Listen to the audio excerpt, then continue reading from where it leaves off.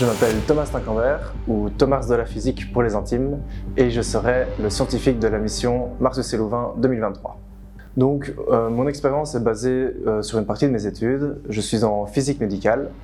et ce qui est très important dans le milieu médical et en physique, c'est la dose reçue pour un patient ou pour quelqu'un.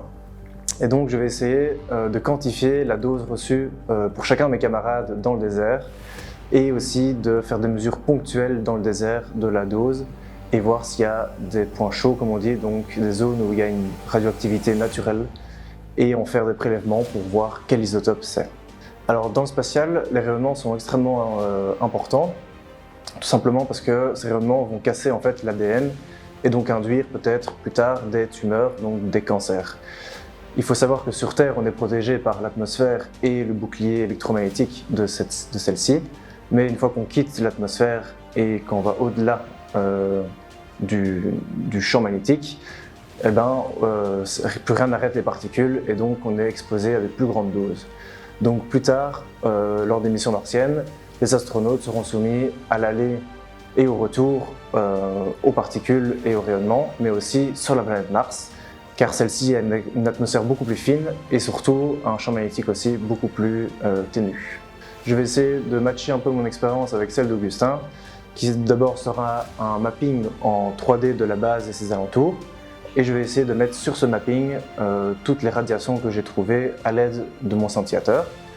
Et ensuite, vu que j'ai des dosimètres, je pourrais tout simplement en enterrer un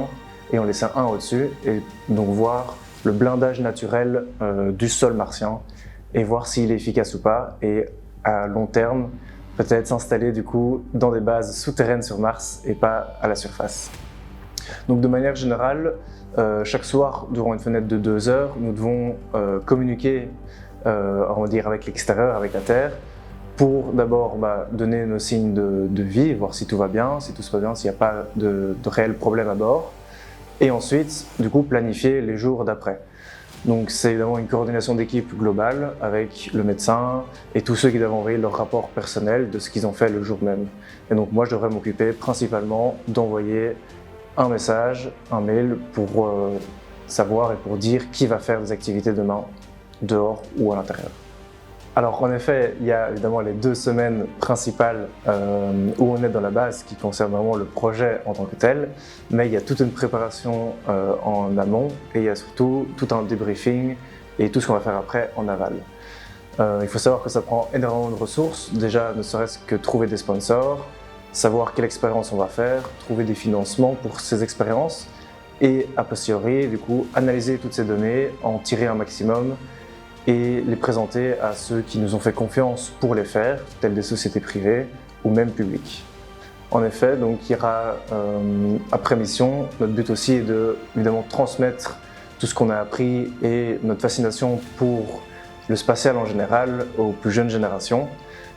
Et ça passe aussi forcément par le scientifique, parce qu'on peut faire un tas de choses, mesurer un tas de choses.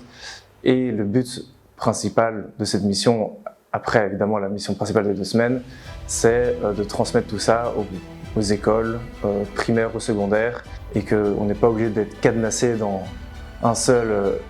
secteur d'études, et donc faire toujours autre chose et en profiter.